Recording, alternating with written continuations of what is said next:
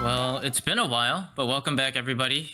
This is the Digi Dojo, part of our Hyper Coliseum YouTube channel, where all of us kind of come together as a group of friends who just really enjoy and share the passion for the Digimon card game and want to help spread that within our community, help their community grow as players along with us as well as we go along this journey. So, thanks you guys for turning in. Thank you also for the support that you guys have given the channel of late. But yeah, so this is what, episode 6 of our podcast series. So for those who aren't familiar, my name is Ben. If you guys want to just kind of go out and introduce yourselves again. Hi, I'm editor Jarrell. I didn't realize my mic was muted for this portion. Haha. Hi, I'm TJ. I'm the mountain man. I'm Arby. I'm just a guy. I'm the permanent guest. The permanent guest. Yeah. Yeah. But I guess speaking of regionals too, I think that's really going to be our focus of today. We're going to be talking about a lot of what happened this past week with GenCon. You know, a lot of stuff to talk about because they were both online and in-person events. I was lucky enough to be able to go to the in-person event in Indianapolis, and then just kind of rounding out BT13, you know, because I think surprisingly enough, if you think about it, we don't really have any more major BT13 tournaments left.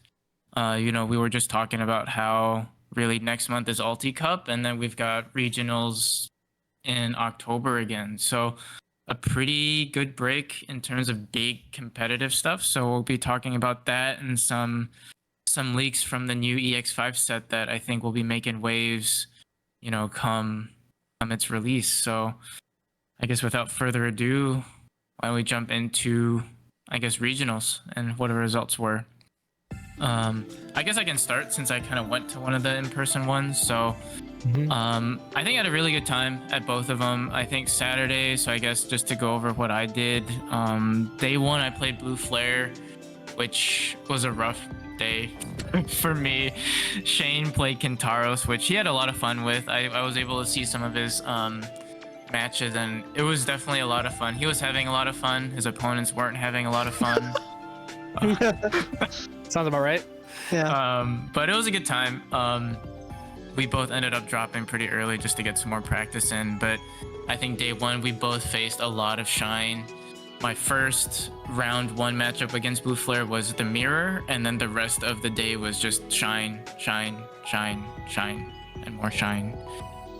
Which I think is to be expected, right? I mean, it sort of went in as the bona fide, like, best deck of format. We expected everybody to see it, and it did really well. I think we consistently are seeing both offline and online shine being the majority represented and having a lot of Shine players just top in general. So what do you guys feel about that? Like, what do you guys feel about Shine in general during this meta? I guess TJ, if you want to start. Hi, it's me, resident Shine player that gets yelled at in videos because I'm dumb and I forget to move things. Bro, it's always the Shine players. Why you guys gotta be Yeah, he's cheating. That's the only way we get W's. It's the only way we get. Y'all think the deck's good? It's not true. We just know how to cheat. Playing Agumon Sun over here. Yeah. Yeah. No. Shine, as I've played it a lot, is a deck that is very mortal, but it is definitely a deck that it's very much. It's almost like BL's in the sense that they have game when you're at 4 security. When you're at 4 security, if they've done that one chip to you, all they need is that one stack, one of each Marcus from BT12 and BT13. Combo's ready. Combo's good. Even then, you don't actually need. You just need at least like 2 Marcuses on board. And Like, my anxiety level after like an Agu swings and just dies, I'm like, yeah, it shoots up. You start sweating because you're like, oh god, I'm at 4, I'm dead. Oh, mine's when I see that Marcus hit the field and he's That's fair. sitting there. He's just sitting there. There's a with lot of yeah. anxiety that Shine causes. It's aware of the effect it has on card game players. The deck is good. It's very mortal. If you can control their tamers or they mess up and you are able to clear that stack, because the deck can brick. But it's definitely good enough, and seeing so much representation that I think it's only natural it's going to get some tops. Yeah. Like, it's only natural that it's gonna win too. Because I mean, there's gonna be that person that just is drawing hot all day, and is gonna just see the line every game and just swing for the fences and knock it out of the park every time. Right. I can't wait for it to get hit, and then my max rarity cries in wasted pennies. I mean, I guess to that note, right? Like, do we think it's gonna get hit? Do we truly think it's gonna get hit? I think there's a chance, but they didn't hit Beelzemon for a long time. Like basically, the format was over. Yeah, I mean, I don't mind if they wait till end of format. I think the deck is good. Like I said, I think it is very mortal. It definitely has its matchups where it's rough. It definitely has its times where it fails, but it is overall consistent enough and very, like, it's not super difficult to just get that play out. And Yeah, like you said, and your it's opponent. fast and OTKs you. I mean, sometimes. I mean, common You consensus is what BT12 Marcus is the one that people want to see hit. Yeah. If they hit, the only issue is if they hit that, then the deck's entirely dead. Yeah. Um, The more preferably- reasonable argument I've seen is BT13 Geogray, because that works in multiple decks. Yeah, Oh. that card I think is definitely at risk for getting hit because it is just such a good generic card, despite the memory that it costs when it's not going over an Agu, because it's just so cracked, being able to give you security knowledge, play a tamer, and recover. Yeah. And Taro's gonna die if you do that. I mean, a lot of yellow decks are gonna die because that's the thing. They keep making these like just generically good yellow cards, and then they hit them later. Yellow, Yeah. yellow, I mean, go ahead. Well, yellow ahead. decks were alive. Yellow hybrid era, they were chilling. They were chilling. maybe they shouldn't be alive. Yellow's dead color. Yeah. Cassie wears the yellow but- shirt today. You know, just to switch the focus back on the Shine Gray though, I think that the deck definitely is at risk of getting hit. It probably will get hit if it continues to top in Japan moving forward, or just in like Asia in general. If it lasts more than like 1 or 2 formats. If it lasts the rest of BT14 format, then it'll probably get hit because they'll be like, because Bandai wants to push new cards, right? That's what they're gonna do. So we'll see how it goes. I hope for my sake it doesn't. I think that there's enough other decks that are good, just as good, if not better, moving forward in future sets, that it doesn't need to get hit. Like, it's still gonna be a good deck, but it's not gonna be like, it's not going to be like abusive tier 0, like just making every other deck just pointless. Yeah, that's my 2 cents. That's what I think. I mean, to jump off of that, I think the format that we've had so far, at least in terms of like topping lists and stuff, like it's been pretty varied. There's been a bunch of different definitely. lists It's making a it into lot top more- 16s. It's a lot more varied than as a BT12 Yeah. was at the start. We've had what? We've had Blue Flare, Belfie, Mirage, Shine. Have all gotten top so far. I think was there? No, there wasn't a Bloom that got a top. No, there was. There was there was. Bloom that got a top? Yeah. Okay, One of the online regionals. gotcha. And I think in person too, there were. I think day 2 there was a bloom that did do pretty well as well. Gotcha. Even- Which, and like, Hunters also has been doing good still, because Hunters is just, it's a good Yeah. deck. Yeah. Sometimes you just Your have boy Jessmon did sneak in that 4th place. Like, top 16 has had a pretty interesting sort of like vary. Like, outside of decks that are getting first, like which the first like 4 I listed all got first places so far. Top 16s across the board have been pretty interesting and have been pretty solid for like being just sort of diverse and mixed up, which is really nice to see. It's cool. Oh, Royal Knights, of course. Royal Knights has been doing good as well. Yeah, I like the meta we're in right now. I think it's cool. I think it is. I know that a lot of people are probably going to want to claw their eyes out as I say that. I'm sure plenty of people have just had. I think it's terrible cool matchups. because I play Shine Gray. I played Ravemon last week. I had fun with that. Honestly, Ravemon is like the funnest deck I've played in a long time. I just wish it was better. Yeah. I mean, I think I agree with you though. I think this is probably the healthiest meta we've seen in a while, you know, and I do think a lot of these decks can do well against each other. You know, like I don't think there's one clear cut, you know, autopilot deck where like you just give a person a deck and they'll just do well. You know, I think Shine, you have a good floor, right? But I think a lot of it still you still need to pilot it well. Very pilot dependent. You know, you if you combo too early or you don't string the right plays along, like the deck, as strong as it can be, you're not gonna do. Yeah, exactly. So I do think like you have to pilot it well. Like TJ, you pilot it well. Like that's why, you know, we've seen you do well with it. I think for people who are still learning the deck, obviously, like there's gonna be the growing pains, you know.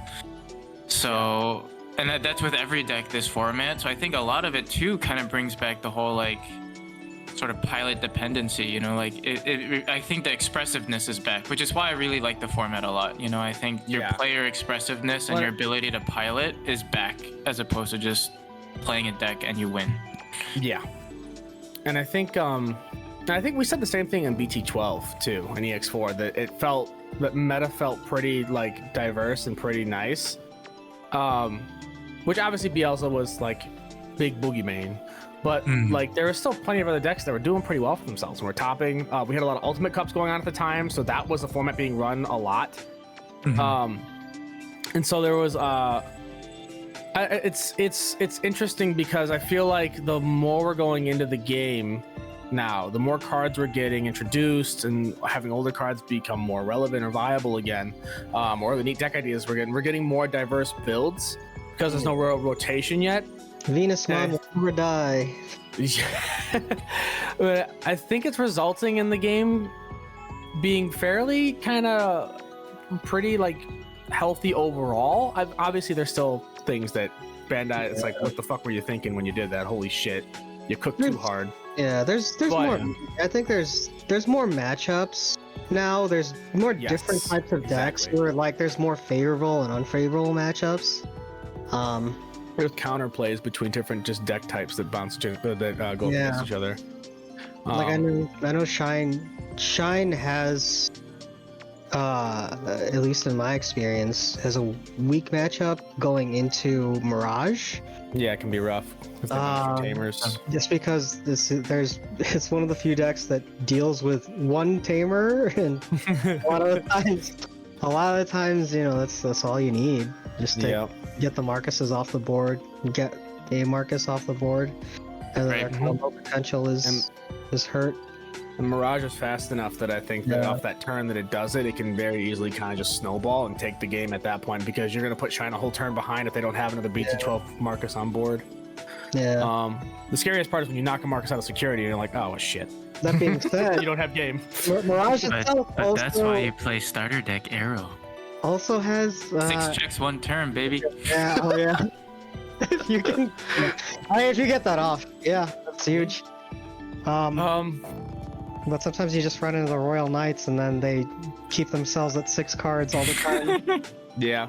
The other thing to touch on too, just in regards to like decks, this format and Greymons and the stuff we're seeing with regionals, I love the Greymon toolbox stuff. I don't know what the general consensus is from the community for it. I haven't seen anybody talk about it really, outside of just that it exists. But I love how varied those deck builds are now, because you have so many different top end options. Yeah, it's very cool to play into, because you don't know. I mean, it's scary, but it's kind of cool because it's almost like a surprise, because you don't know what top end they're running. Yeah.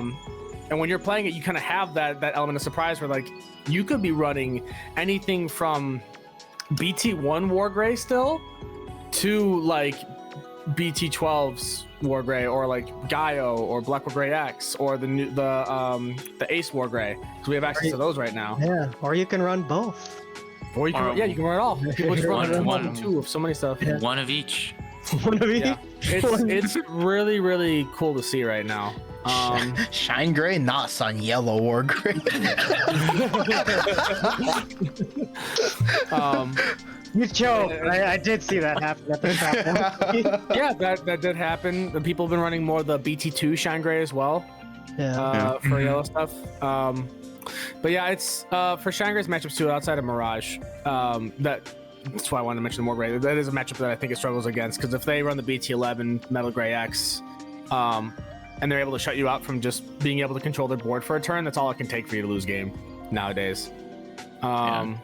And Machine and Alpha are also anything that protects from DP reduction. Really, is just scary, especially if they can control tamers. So I mean, I think what I'm hearing, right, is just like a very, very diverse, very healthy sort of spread of stuff. You know, Does Greymon Toolbox run the what is it? The card that prevents cards being put back into security? Congo. Congo? They can. I don't think I have it in mine. Yeah. I have one Congo and one Breath in mine. Yeah, Breath of the Gods is the other card that's been making a big comeback right now for a lot of decks because people will just play that to pass turn, reboot the stack, and then can't be bounced and can't be DP reduced. Mm-hmm. It's also great when you check out when it comes out of security right now because so many decks right now.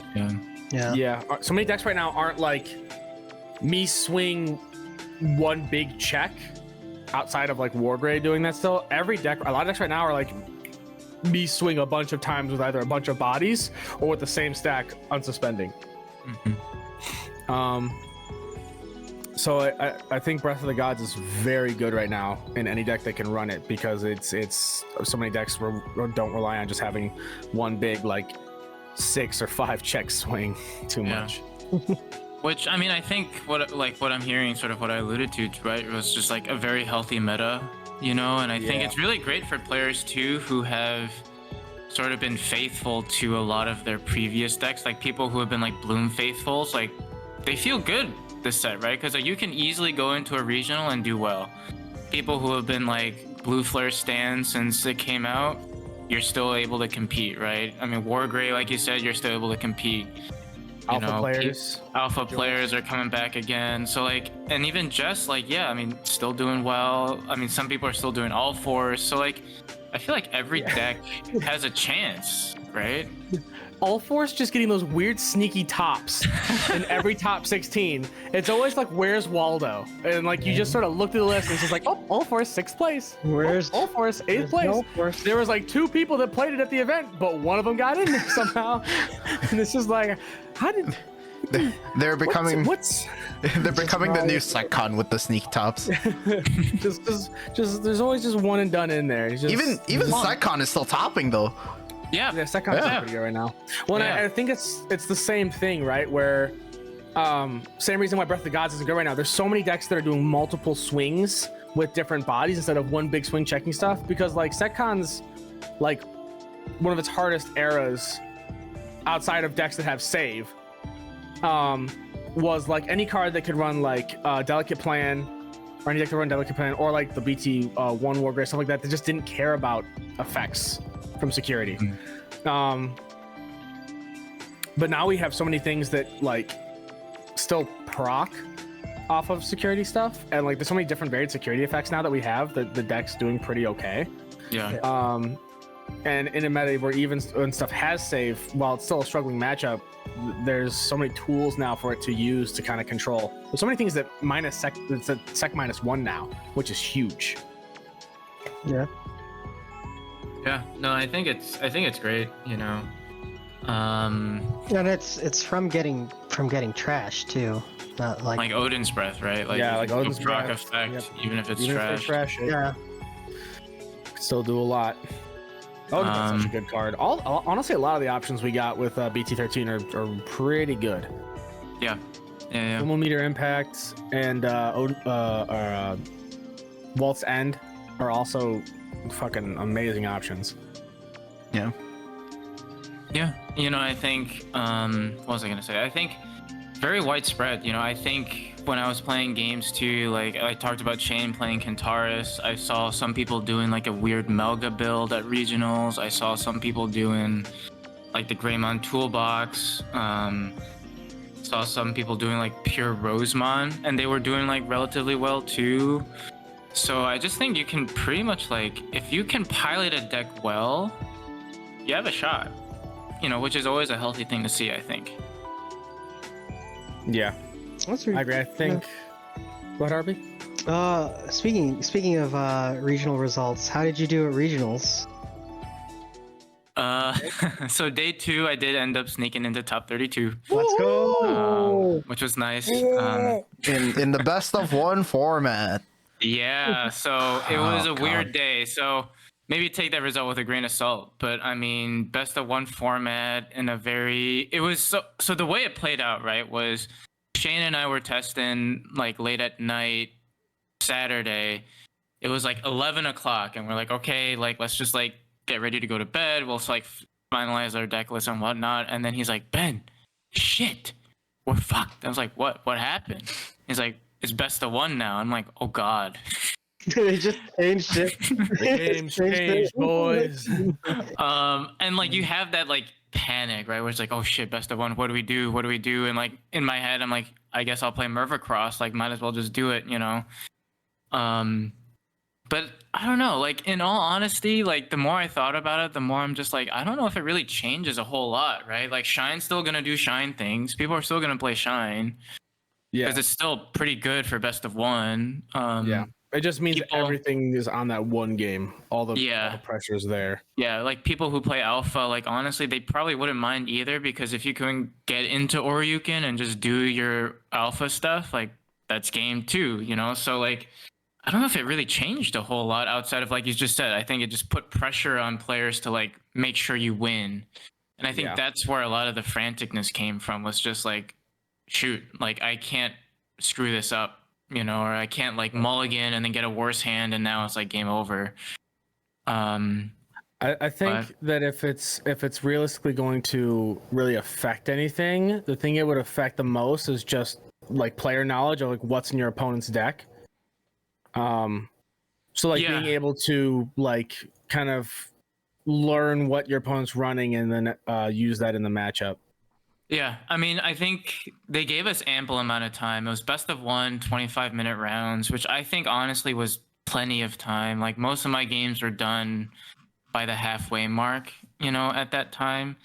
So I really felt like they gave us enough time, and I agree. Like I felt like I was actually able to think about my opponent's deck a whole lot more, think about like what I was drawing into and like what I could draw into and what they've drawn into and what they could draw into. And I think it definitely made me think a lot more.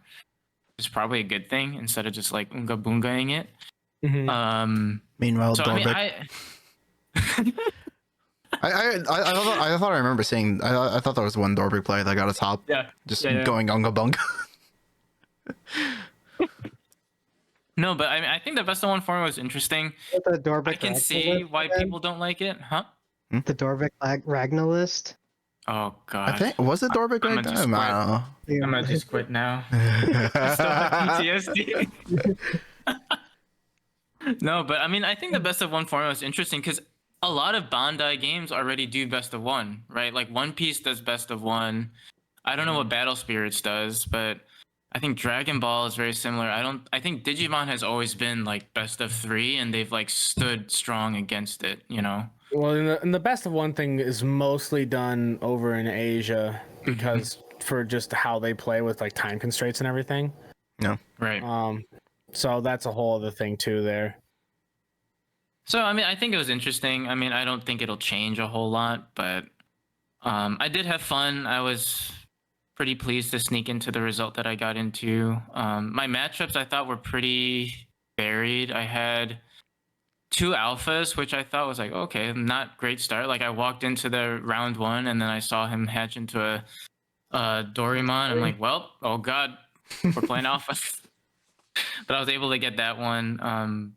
BT11 Mirage came in clutch because he set up his UGs, and I'm like, okay, well then, Mirage, you can't promote. You can't. You're gonna Yeah. pass over. You just lock them into the.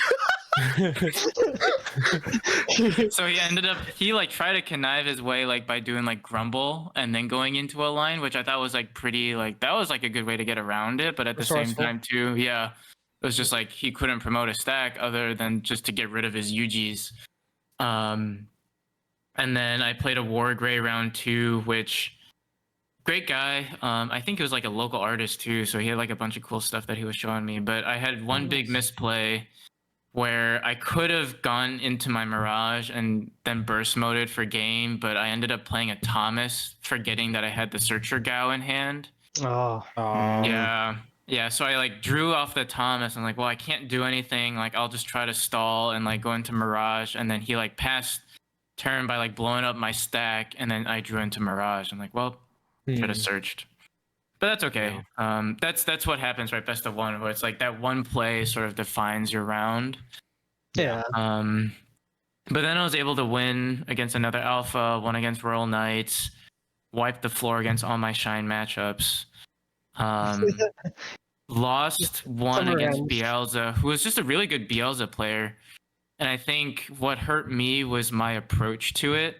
I think I got way too caught up in like trying to bounce all his little guys, being like, well, like I'm not gonna let him build into a stack. I'm just gonna keep bouncing. Yeah. But I think that put my stack out too early, and then he just like rivals barrage. He's like, all right, you're at 6. I'm like, shoot, what do I do now? You know, I mean, I can set up my tamers again. I can try to go into a stack, but like I'm missing pieces now, and it's like, oh, that was a mistake. So like, you know, you live and you learn. You know, in a best of 3, I guess you could adjust your play style. You know, but I think in a best of 1, it's sort of like you kind of have to commit to what you want to do.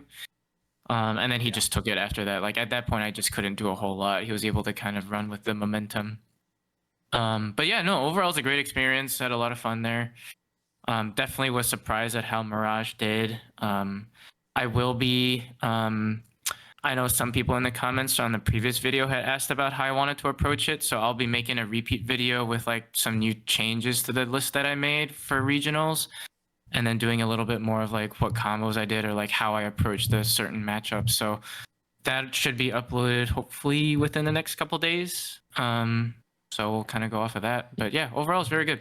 Very pleased with how things went. Here's what I'm curious about. Yeah. Do you prefer best of 1 or best of 3? Like, which one did you seem to enjoy better? I think for the regional tournament, I liked best of 1 because I was like, I could just keep going, right? Like round 7 did not feel bad. Whereas I feel like in a best of 3, round 7, I'm like dying. Yeah. Mentally.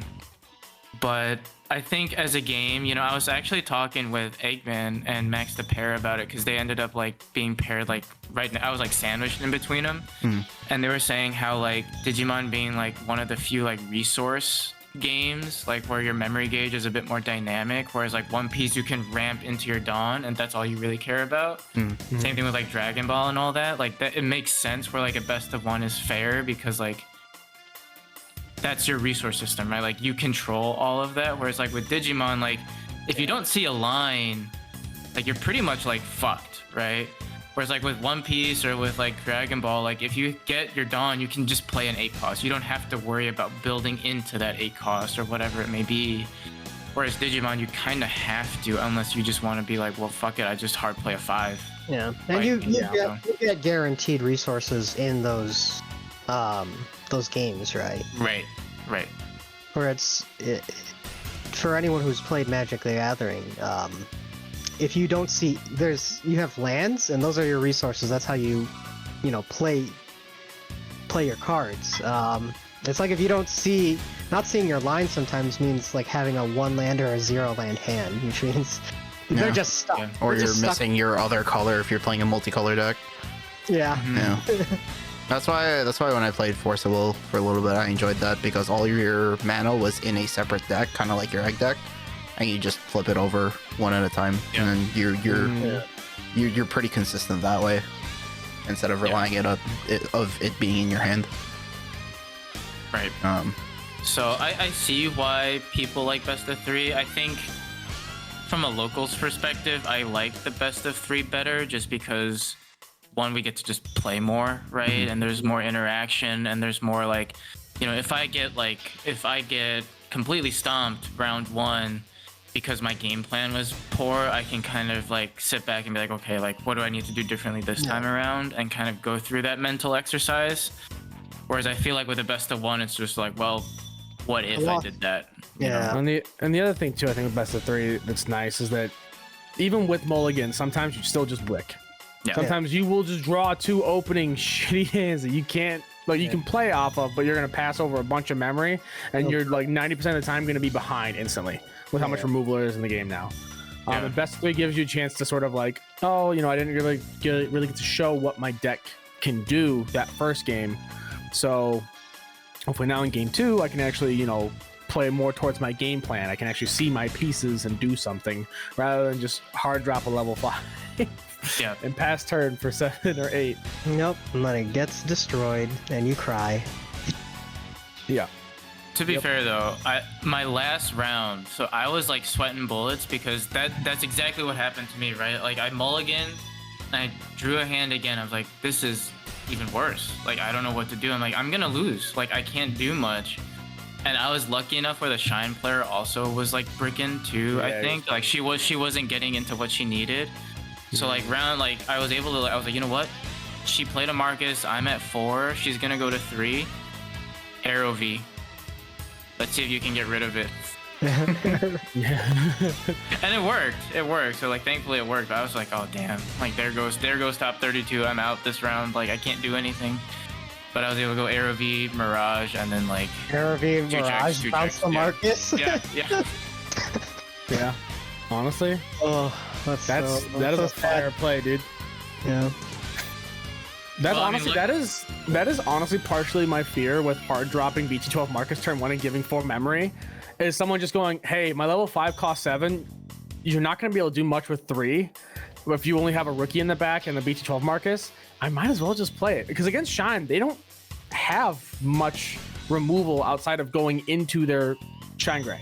Yeah. Yeah. So Yeah. if you just sometimes that works. If you hard slam the level 7 for after you're going second and they've passed you like 4 memory or so, it can just pop off. Because the only play I can envision, right, is like she were to Sunrise Buster and then like drop another BT13 Marcus to suspend and DP reduce. Anyway, Yeah. That's the only other play that's possible, right? So then it's just like, or at least the most feasible one. The Yeah, other you one, just- I mean, some people run like Final Shining Burst, but that's gonna just pass you back 5, and then you just play another level 5. yeah. Or you play a level 4 and keep turn and then Digivolve or something like that. You know, like it honestly can work as a counterplay, and it's wild.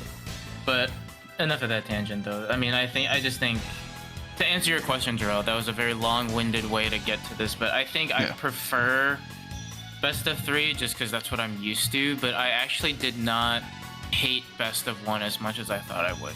Yeah. And for big tournaments where the rounds being 45 minutes, you're stuck there for an hour. It's exhausting mentally and physically. I honestly think that regionals should try practice doing best of 1s. Like maybe practice it in Ulti Cup or something like that, because it would just make online events so much more bearable and actually doable for people's schedules, I think. Yeah, or split it up into like pods or something, and then like top. I think Go ahead, Drew. I was gonna say I think Shane's feedback in Sully's server is interesting.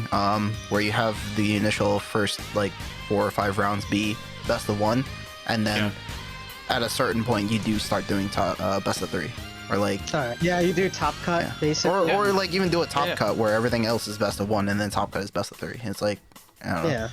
I'm trying to think of it like how it's structured with like fighting game events, where at some point you have your like remaining 64 players, but there's no like eliminations in fight, or there's no eliminations in Swiss. So like it'd be a little weird to try to adapt that, but I mean there's got to be like some way to think about it where it'll.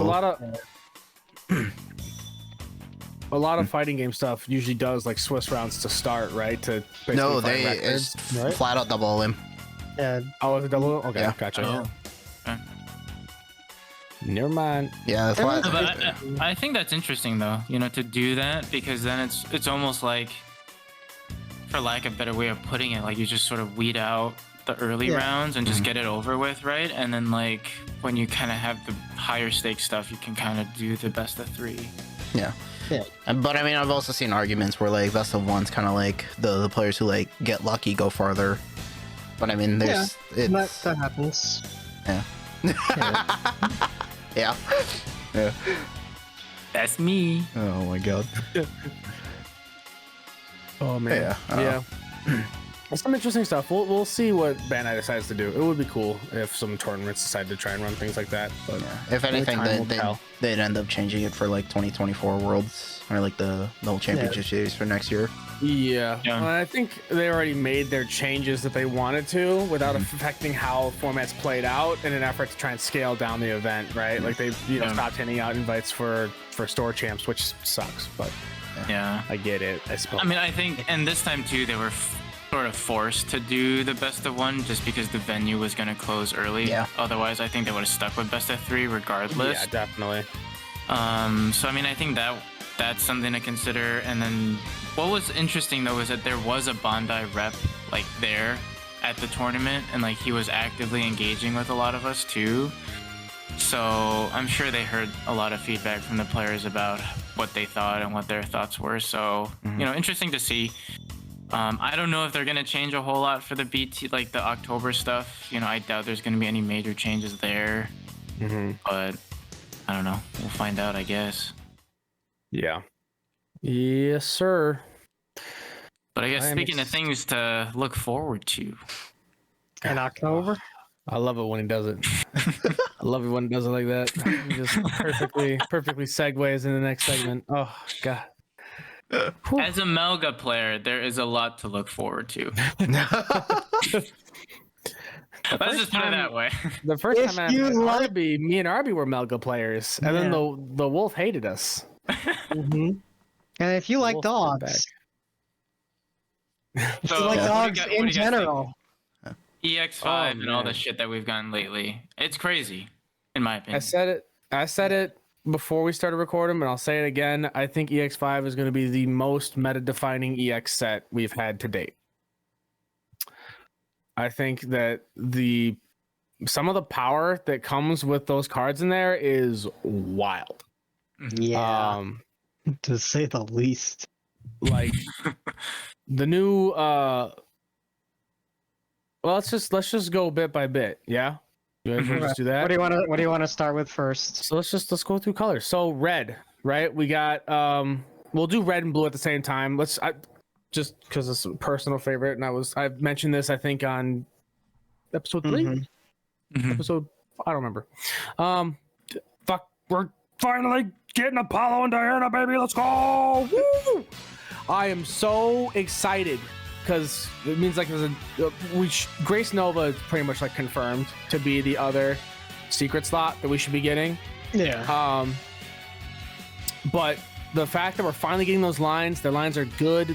I was kind of hoping they would play their own game plan, but honestly, I think it's probably better that they play together because you'd just be trying to find weird. It'd be like what happened with Marsmon, right? Where Marsmon himself is a great card, but he only has one line that kind of works with him, or that one line that works with him, and then there's no other. Drell, why are you making that face?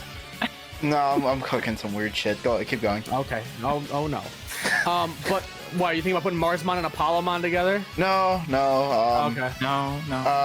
I'm thinking of the deck. How the gimmick is like you like reorganize your Digivolution stack essentially by placing the top card at the bottom. Yeah. And it got me thinking about the armor quartz shenanigans. Oh And, no. yeah. Okay. Okay. Anyways. Anyway. Keep going.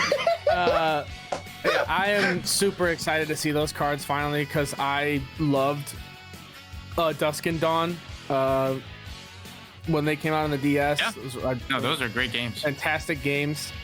The art looks amazing for the card, except for, Diana looks a little kind of tame. Looks very just sort of like. We haven't seen the alt art yet. We haven't seen the alt art. Alt art, I hope it goes hard, but overall, I like all the cards so far. I think the game plan is going to be interesting. I am a little surprised that the level 6s don't have inheritables. Yeah. I was kind of expecting them to work with Grace Nova, and just the fact that like the deck works with like placing top card as bottom card as like the whole like game plan. mean, maybe Grace Nova gets the Chaos X treatment, and that all cards with whatever name underneath. Yeah. All cards with Olympus 13 in their traits. Oh god, I can't wait to be destroyed by both of these. But it doesn't seem as gimmicky as like Alter S. Alter S Sure. Or Ragnar. Red Purple Imperial or Ragnar. Yeah, it doesn't seem like a deck that wants to like try and bounce back and forth somehow or anything like that with its DNA. Assuming it even DNAs. It might It just wants you to put stuff on on top, right? Like, Yeah, just want you to just start throwing sources everywhere, like a fucking bonanza, and then just have a fun time. But the individual cards, like Apollo and Diana, both are just individually strong cards. Generically good. Yes. Yeah. And they, with their inheritables, like DP boosts coming from level 4s that give you DP boosts depending on whose turn it is. The level 3s, with the whole memory game replacing top card, like there's some interesting stuff cooking in there. So I am excited. I just realized we still haven't seen the level 5s. I just realized that now. Have we not? Okay. No, we haven't seen them. I just realized that they basically did like 3/4 of the line, and it was like, all right, hold up, we'll come back to it. There you go. Don't worry about it, but we'll get there. Don't worry, fellas. I feel like 90% of the reveals so far have been fucking Edamon and Tsukumaru. So many of those. A lot of Leomon Leomon and Sovereign stuff too. That's true. Yeah. I haven't liked the Sovereign stuff as much. But the big reveals, the dogs. The dog. Yeah. We are going to be getting a Light Fang and a Nightclaw egg, I think. Yeah. Because the level 3s digivolve over level 2 with Light Fang or Nightclaw trait. So, and we're still missing 3 eggs. So we're still missing a red, blue, and yellow eggs, allegedly. Assuming they don't double up. Because we do have 2 green eggs, which is wild to me. I think that's a first that we've had a doubled up color on an egg in a set. But yeah, so that'll be interesting to see what those do. I'm liking what the line does so far. And then as for other red stuff, the new Zhuzhou Ace. I just like that we're getting. I'm glad that they're doing plenty of Ace cards. They're like going through a bunch of cool boss monsters or Digimon that people enjoy, and they're like Ace card, Ace card, Ace card, Ace card. Like even the Ghost Game stuff. That's and they're just limited set. They're just rares too most of the time. This set. Yeah, which is like, thank goodness, because you're not making it like hard to get the power of Ace cards in a deck. Yeah. Not sticking them behind a paywall as a secret. Yes. Yeah. I'm excited to see how they function. I know you said you weren't liking the Diva stuff, but let's talk about that next. So, I personally am liking it. Admittedly, at first, when you read the effects, it is very like, oh god, turn 1 I'm gonna pass 7, and then put a level 5 down and raising for what? After watching the deck in play off of some people testing it and then kind of dabbling around with builds myself, it is weirdly good, because if they don't have an answer to that level 5 initially, especially turn 1, it's 2 level 5s basically. Yeah, because you're guaranteed to have a level 5 in raising there, so you're going to be able to move up and go into a level 6 right away turn 2 if you want. So you're already at like one of your boss monsters turn 2 that all have some sort of, when digivolving, control the board by some degree, depending on what flavor you want to go into of Sovereign. Fanglong is a fantastic like Giga Boss. The fact that he just doesn't care about opponents' Digimon effects, trashes security, and also controls board when you play him or attack with him. So he consistently controls the board and is hard to pull off. But it is. Yeah. Sorry, derail. Yeah. But overall, there's a lot of really cool stuff that I think the deck's going to do. I think it'll probably do. Just initial predictions, I'm guessing it's going to end up doing about as well as Royal Knights does. Maybe, probably a little bit worse, realistically, because it's still much more expensive for a lot of its stuff. Yeah. Yeah. But I'm interested to see how it does. No X, just reduce your megas. True. Yeah. We gotta see. Which, I mean, that being said, even your 7 6s are only 7. Yeah, 7 for 2 level 5s is pretty big. And some of them have on plays for the ace cards, because you have to remember the ace cards are also cheaper to drop, even though it's scary. But sometimes it's all you need. Yeah, that's that. Blue. Ben, take it away. You wanna talk about your good dog? He back. He back. Yeah. No, but I mean, I think it's the blue-purple. I think combination. I think just opens up so much that you can do with this deck. Like I think RB, you were talking about like some of these option cards that you can be doing that we just haven't heard from for a while, right? But I think. What was that one from BT6? Was it? Underworld's Call. Yeah, Underworld's Calling, like that. Discard an Underworld's Call, draw a card, and then put it back into the deck. Like, there's just so much that blue purple can, I think, combo with this, and I can definitely see why they hit Wergaruru, the promo 1-1, because of this. Like, if you're able to just like unsuspend with the new Wergaruru X and just go Oonga Boonga with your checks, like, I mean, that's just crazy. Honestly, I think the old wear is not even as good as what we're seeing right now, because you need to have 8 or more cards in hand to do the sec to gain the sec +1, right? True, but I think you can probably find a way to time it right, you know. Yeah, it's still probably decent because blue just has so much draw as a color, but I think the new the structure deck Wergaruru just works perfectly with Were X. Oh yeah, 100%. Does it give security +1 too, or no? It's just another unsuspend inheritable. Yeah. Okay. That's always the weakness of blue is like you're not getting the extra security check. So when you hit that -1 security, or somebody Venuses you, that's gonna be one thing it's still gonna struggle with for sure. You're just kind of locked out of your attacks for a while. Yeah. But no, I mean, I'm excited to see what it's gonna do. I'm excited to see what the top end's gonna do too. Yeah. But no, I think definitely gonna be good. Definitely gonna be looking forward to it. Yeah. God, yeah, no. So you go. You go ahead. Yeah. When they don't hit the -1 security, you are golden. It just keeps swinging. Yeah, it's like, okay, so yeah, I see the limit. So it's you go promo Wergaruru, you swing with it, you unsuspend, and then you go Wergaruru, you swing with it again, you go Wergaruru X, you trash 2 cards, you unsuspend, you swing again, and then you go over Wergaruru X, you swing, you trash 1 card, you unsuspend again. Yeah. Holy shit, that's like 4 or 5 attacks off the same Digimon. Yeah.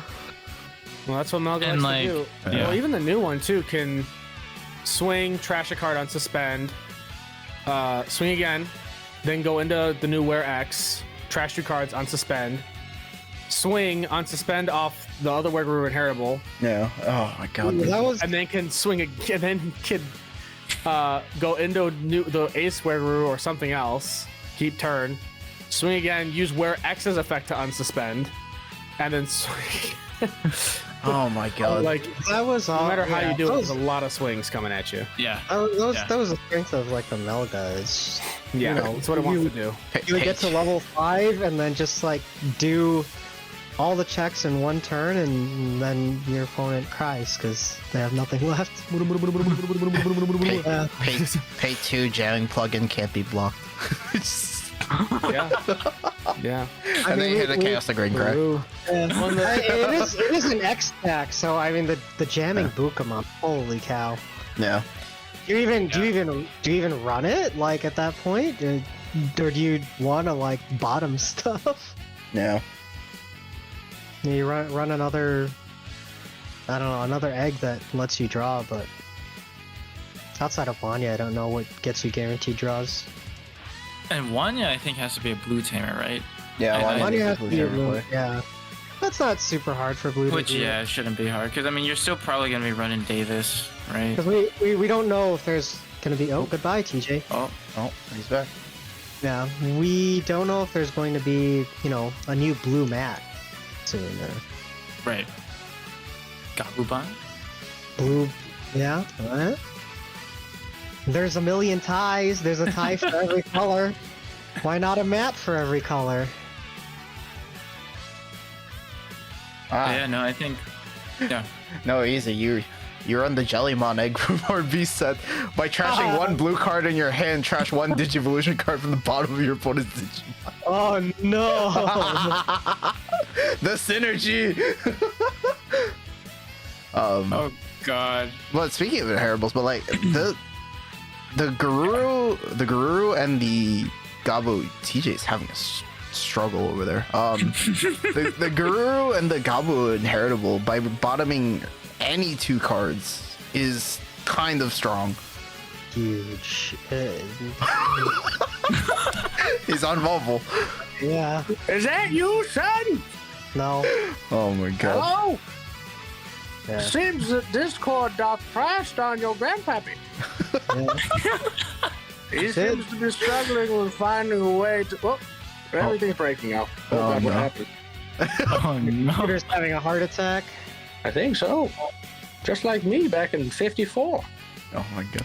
You know, yeah, Wait, hold on. the Gabo and Guru just bottoming any 2 cards is like, it's because Yeah. oh man, you trash stuff you don't need and then you just send it back to the bottom. It's like, ugh. It's crazy.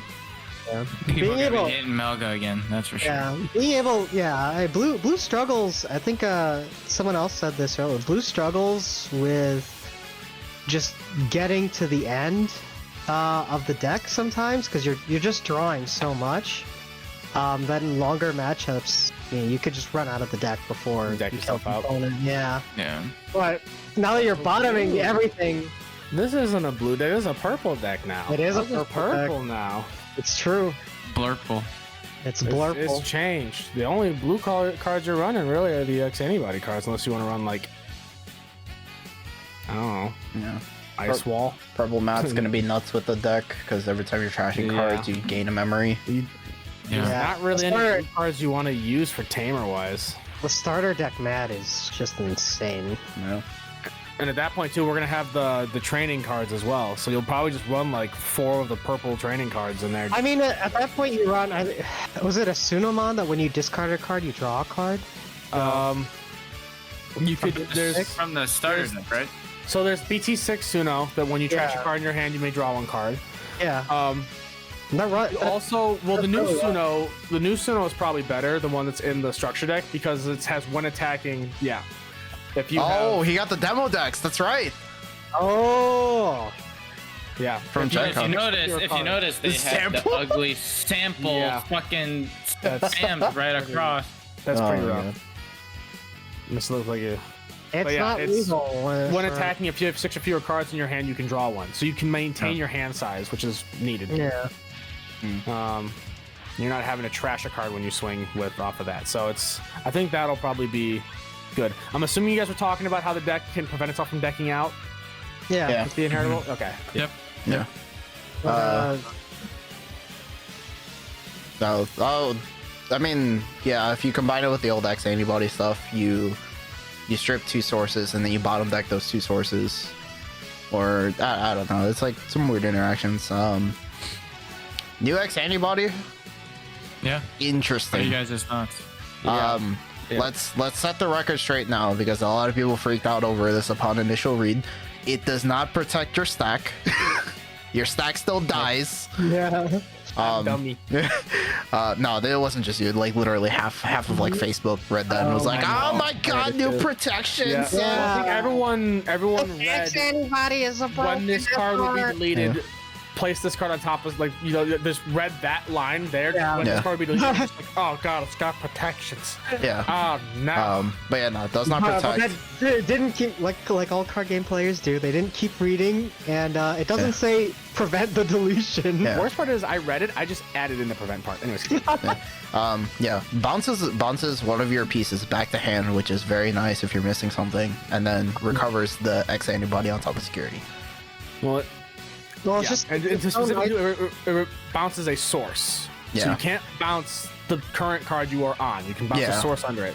Yeah. So it works well if you are in an X antibody Digivolutions. Like if you have Melga X over Melga, you Yeah. can bounce Melga Ace back to hand or whatever Melga you have under. Or like if you're missing like a level 5 or something to go into your like a line and Yes. racing, you just grab back the piece and it's like, all right, cool, Yep. and keep going. It Keep is the very nifty. yeah. And you can choose how to resolve the effects too. So you can choose to resolve that effect first to grab stuff back, and then do a protection if you want. The point of it reducing a Digivolve for 1 is kind of considering most X antibody Digivolves are 0, but I mean for stuff like the level 6s like Melga X or like Gallon X. A lot of boss monsters are level 6 though.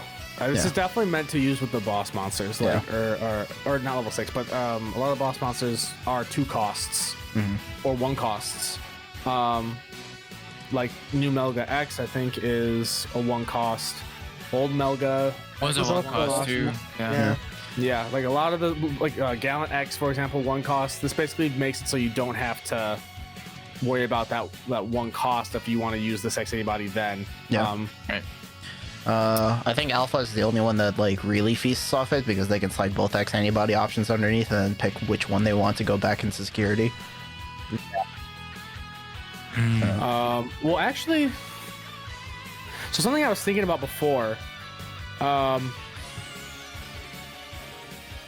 I guess you add it off Alpha's effect. It doesn't add by placing the card, right? Because the old X Antibody, there's nothing preventing it. You can add it by another effect, right? It's only its own effect that says it can't add it to it. Because I know that the new X Antibody has the rule of always counting as X Antibody as well. Yeah, no, because old X Antibody specifically states if you, you have to put it under something that doesn't have X Antibody. And then the new one does say the same thing, like as the first line. If it has X Antibody, you can't put it under. But Alpha has ways of just sliding cards straight in without playing them. You can add, was it BT13 Alpha has... Because you can Digivolve and then just slide it in from trash. UG has one attacking, you slide one under. True. Yeah, there's a lot of different ways around it. So there's some cool stuff you can do with it. It'll be fun to see how it plays into the meta of working with the other X Antibody and Tangent. And I think it's also needed. It's our first SR option that isn't a promo. Which, I mean, on one hand is going to make it very expensive, but on the other hand, is pretty cool just for like ground breaking. Do you think it's going to be that good, or it's going to be a 4 of an X Antibody dex? I don't think it'll be a 4 of. I think it's like the other X Antibody where it's probably a 2 or 3. Yeah, I was gonna say like 2, 3 tops, like 3 tops. Three definitely tops. I don't think it'll be super expensive then, just because. I mean, I guess EX set, so there's a lot of. I think the one thing is, it's going to be a lot of different decks are going to use it, not just one.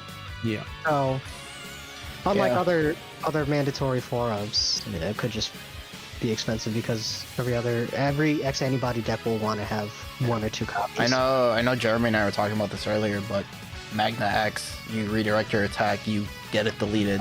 You put the X Antibody back first, and then you put Magna X back, and it's like all of a sudden they've recovered 2, and you're like, what? What do I do? You get to return a source to hand. So you just have a Digimon that can armor Digimon again. Shit. Let's see. Let's move it along to the next ones. Let's try and get through these kind of quick. I know we're creeping up on an hour here. So Melga looking great. Paulo Diana with Grace Nova when that gets revealed. Awesome. Looking for level 5s. I like Divas. I'm interested to see how they're gonna do with all that stuff, just because I'm a big fan of those. But so far so good. Next stuff. New Kudamon line with Mitamamon. Fantastic support for Kentaros in general if you want to still use the BT13 Kentaros, who's genuinely still a good card. Pairing it with Odin's Breath and Venus, it gets crazy. And Mitama himself works fantastic with Odin's Breath. Agreed. Just also just a good card. Just genuinely, he's a good boss monster. 3-cost Digi that. I will say, was the level equal or more than the total cards in both player security stack, gain security tech -2. It's crazy. Yeah, I mean, having practiced with Shane a lot over the weekend, and then like now playing some of the Kentaro's deck too, I'm like, shit. Like this deck is actually real fucking fun. Yeah, like I'm loving the deck. Like it's real fun to play. It's annoying as shit. The new Kudamon's really good too. It's only gonna get more annoying with the new top end too. Yeah, the new Kudamon being able to play out a Tamer, which works directly with you just trashing your own security for stuff, is fantastic. So that'll be cool. just kind of touching on yellow and green and black at the same time. Leo. Jesus. All of the Leomon support, dude. Yeah, He is stretched across. It is truly an animal coliseum. It is an animal coliseum. I love literally Leomon, dude. literally just missing red to become like the multi five or six color deck. Jesus. Yep.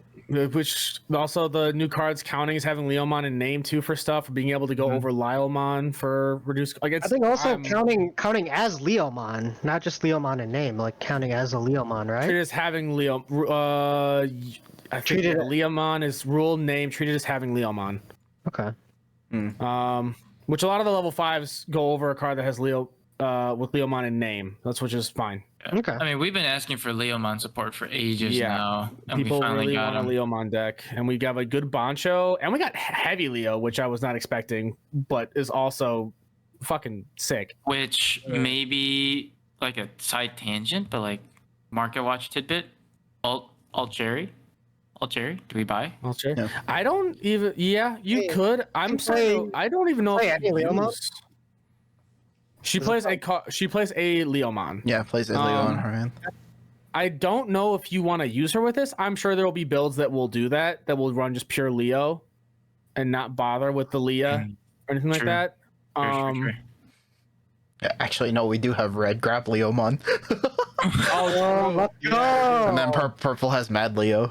he's done it. Oh my He's done god, it. he's actually yeah, the multicolor deck. We have a lot of we just really need a cool. level 6 Leomon that We have just a lot of really cool Leomons. named Leomon, and then Jerry can play it. God. The new Bancho and the new Heavy Leo are both. They're good. I think Heavy Leo is definitely the better of the two. They definitely work in tangent with one another. Yeah. So it'll be interesting to see how it all plays out and how people will do their builds. I'm really excited to make something myself because I love Leomon and I've been wanting to make something for that. So that'll be Pog. If I bring a hole puncher, would you be scared? just hole punch the center of the card. It's so fucked up but awesome.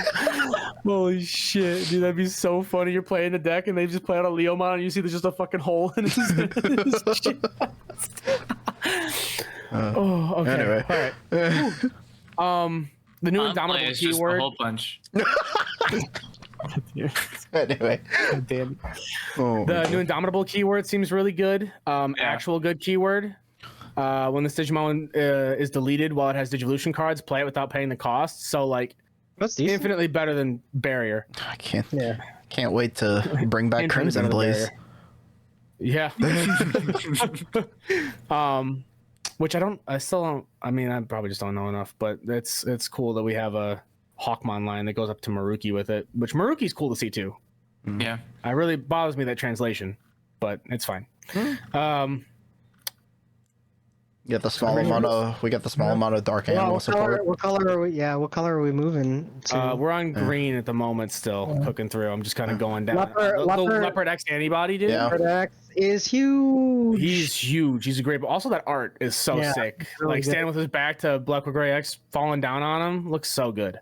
Yeah. Looks so good. Sasai did some pretty good art. What the hell, So Black being War Gray able- X being doing able there? to play Leopard being able to play what a level or a green green So, or Royal When Knight? Digivolving or main, Yeah. once per turn, you may play one green Digimon card from your hand for the cost. When it would be played by this effect, reduce the play cost by 4.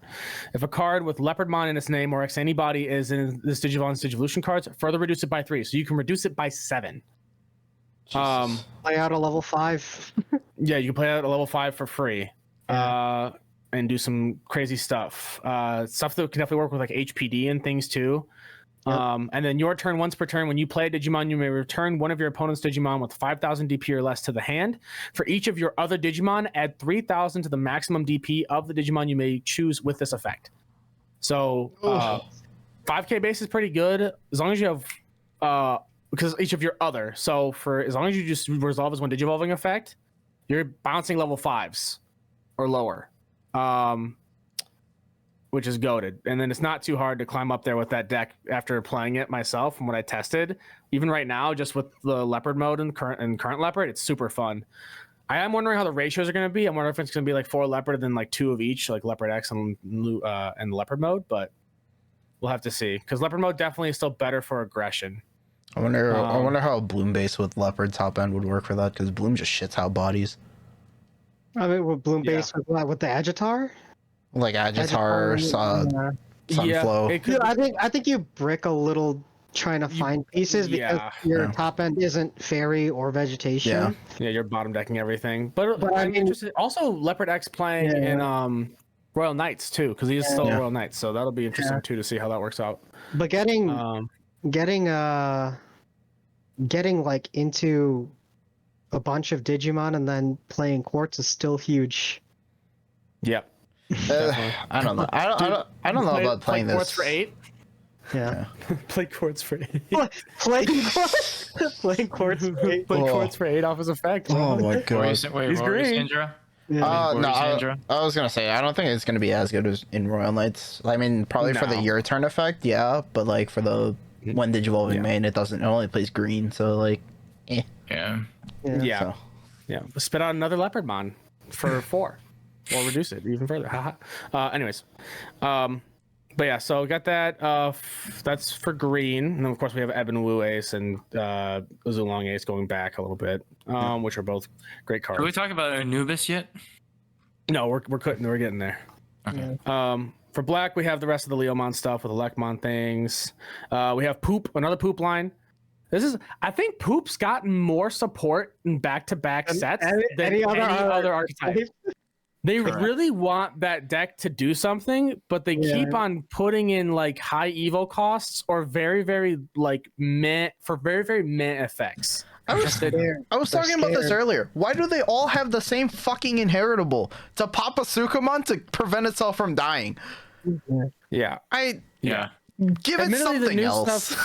Yeah, and the new stuff helps you wideboard a bit more, at least. Like the new Chumon you play, and you can play a Sukumon from off the top 3 cards you reveal or whatever. Yeah. Right. So there's some cool stuff that's finally happening. It feels like they really want to make it play like D Brigade, but they're so scared to make it play like D Brigade. Yeah. They're so scared it's going to be a better D Brigade. Because it's going to have Sec -1 and like better board control stuff. So we'll see how that goes. And also they turning a Digimon into a Sukumon. Yeah, but we have it's very toolboxy now. So we'll see how it could be cool. And also the new Metal Edamon's art goes so fucking hard, dude. Just holding the dead Mamemon in front of the Warumon, like, oof. I love it. I love it. Yeah, same. And then there's Leo, who looks fucking awesome. My boy Baihu, love that cat. All right, purple. So we have Leviamon and his whole Devilfish line, which with a bunch of cards that like are all about your opponent having stuff on board and you having stuff on board, and then just like doing a bunch of crazy shit when you on play, or Digivolve, which seems cool. I mean, it's nice that we're only missing Barbamon for Demon Lords then now. Yeah, I think it's the last one we need. Levia's art looks amazing. Inherently having Sec +1 is always fantastic, unless you're playing against Venus, then you cry a little bit. Which, I mean, you can swing and still do a check at least, but you ain't doing your one Digivolving effect. The fact that he has all turns and it's not once per turn when an opponent's Digimon is deleted, gain 1 memory for each Digimon deleted is insane. That's huge. In purple decks that blow up wideboards, like Alfie. Yeah, it is crazy good. And so when Digivolving, if your opponent has equal or more Digimon and Tamers, than you, delete one of your opponent's Digimon with the highest level, then delete one of your opponent's Digimon with the lowest level. So he's already like a 2-pop. Just playing him, which is... Right. Well, I guess you delete... If they have the equal or more, then you delete something with the highest level, and then separately, you can just delete something with the lowest level when you Digivolve. Yeah. So he's a 1 Digivolve, pop lowest level, possibly pop also the highest level. Probably when they strip for protection. For it. Yeah. And the fact that he just pops levels, it means like if they have multiple level 3s on board, whoop, you're just racking up memory. Just about to be put back on the shelf still. Yeah. Yeah. I'm sorry, buddy. And then Anubis. Anubis. Coolest doggo. The other really cool purple dog. Such a crack card. Merva Cross for 1, baby. Yeah. Merva Cross for 1. Yeah, let's talk about the effect. You can so and a main once per turn. Trash up to 3 cards in hand and play 1 purple Digimon card from trash with play cost reduced by 3. For each card trashed by this effect, further reduce it by 1, so you're reducing by 6. Yep. You were saying Merva can also reduce it when played. Yep. So Merva on play, you can Digicross, reduce her play cost by 3, so you should go from 11 to 8 normally, right? And then usually you're doing with Ignite Inheritable, which if you play Digimon, you gain a memory. So in theory, you Digivolve to Anubis for 4, effect spit out Merva, trash 3 cards to reduce her by 6. One of those cards you trash, maybe just as an Ignitemon. You go ahead, you Merva Cross, reducing by 3, so you're reducing by 9 total here. You're playing Merva for 2. I mean, who's to say the cards that you're trashing aren't Merva and Ignite? Yeah, exactly. And then also like whatchamacallit? Then you're also gonna do the whole you could also trash like Needhogs to gain memory, so you can make it even better. And then after you do that, when Merva plays for 2, her on play effect to play out 2 level 4s, so they're cross out in the trades for purple or retaliation rather. Gain a memory off an Ignite, so you play her for 1. And then instantly like that, you have 4 bodies on board off of 1 stack that you went into. Because you go into the Anubis stack, play out the Merva plays out 2 bodies with Retal. Oh my god. And then every time you play a Digimon by an effect, that's like 3 or 4 Digimon on board. You delete a level 5 or lower. If not, draw 1. Yep. Yeah. So Anubis is going to be constantly drawing cards for each of those cards you're playing out after him. So it's going to be interesting to see how people tech stuff with that. In general, just a good card. The fact that it's 1 Digivolving and main, like you were saying, RB. Mm-hmm. Also, the fact that we have Dober X and Cerberus X is so cool. Because they have to them. They have to deal with whatever board you present them, and if they, if you're doing what you said, which is Merva, having to deal with 2 level 6s, and then they potentially have blocker retaliation. That's kind of that's so tough. Alt delete. We'll talk about the other card that was revealed, the Cerberus. The Cerberus asks anybody to play a level 3 play a level 3 purple Digimon card from trash without playing the cost. Yep. And then you could, if you play out like the new Labra, which by trashing 1 card in your hand, you may return 1 Digimon card with Dark Animal or Shaman trait from your trash to your hand, so you get recursion as well. You can also just on play give something retail with the Dober X. It's so interesting how it's going to play out, and it's cool that these cards will work well in Dark Animal for Fenrir Luga. The Dober X retaliation, so that it gets blocker or rush with Merva is so big, and it also has the inherited. It also has the inheritable. When your Digimon is played by an effect, gain 1 memory. Yep.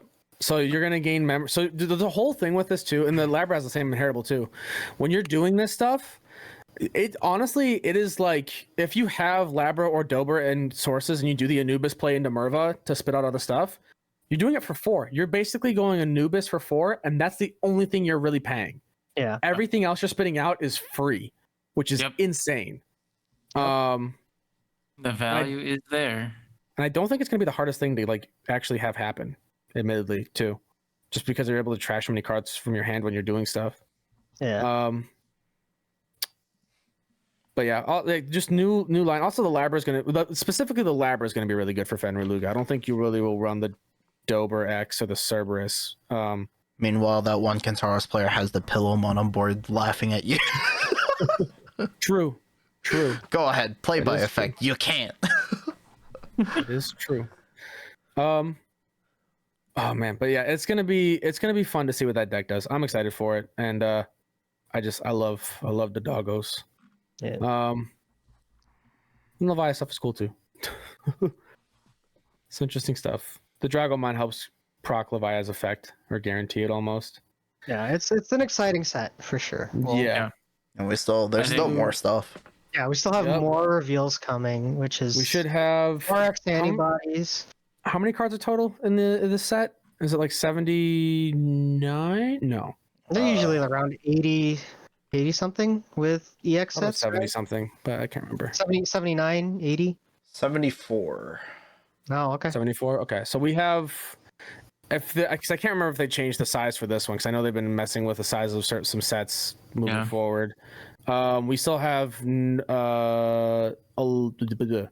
Jesus brain 7. We have 11 more cards to be revealed then, which we know we're missing 3 eggs because right now Niaro is the most recent egg, which is 003. So we still have 0201, so 2 more eggs. Sorry, which is probably going to be the Light Fang and Nightclaw eggs. Mm-hmm. We have the 2 level 5s, so that's 4 cards right there. So there's still 7 other cards that I don't know enough about where they're going to be. You said Grace Nova. Grace Nova. So Melga. 5. The new Melga's Melga. not revealed. Melga's been revealed. Oh shit! Yeah. No. Yeah, that's all done. It's just the So what is that? That leaves us at 6 cards. Yeah. Mhm. That we're missing. And then we start seeing alt arts. Yeah. Yep. Well, the new Tamers too. Ko and Sayo and Ko for the Light Fang. Yeah. And Nightclaw stuff is cool too. Yeah, it's overall it should be very fun set. I think EX sets are always a nice sort of like little like nice breath of fresh air into a meta. They are, but I wish they were like a bit more spaced. More spaced. But 1 month between one set and an EX set. Yeah. And, like if there's meta defining cards in that set, like there are in here, it's rough. This one's gonna be a very hot set because people have really wanted Grace Nova stuff. Melga support's huge. Leomon support's huge. 4 Sovereigns are awesome. That Anubis is gonna be a hot commodity. I think that is definitely a runner for probably one of the best SRs out of the set. Yeah. I'm really liking it. Yeah, lot to look forward to in the coming months. Yeah, no, I think we're definitely eating good. I mean, like we've got a very healthy meta. We've got a lot of stuff to look forward to. A lot of cards that are gonna change the meta, but I think in a pretty interesting way. So yeah, it's a good time to be a Digimon player. Hell yeah. But that being said, I think we'll wrap it up here. I think like we said, a lot of stuff to look forward to, a lot of stuff to kind of talk about in the upcoming months. So be sure to tune out for, more content, more stuff that we'll be churning out. I'll be trying to churn out some more deck lists too, if I can. Like I said, the Mirage Galgamon deck profile that I ran for regionals, that'll be up probably within the week of recording. And we'll take it from there. So thank you all for tuning in. Hope you guys appreciated and enjoyed what we had to say, and we'll see you on the next one. Thank you.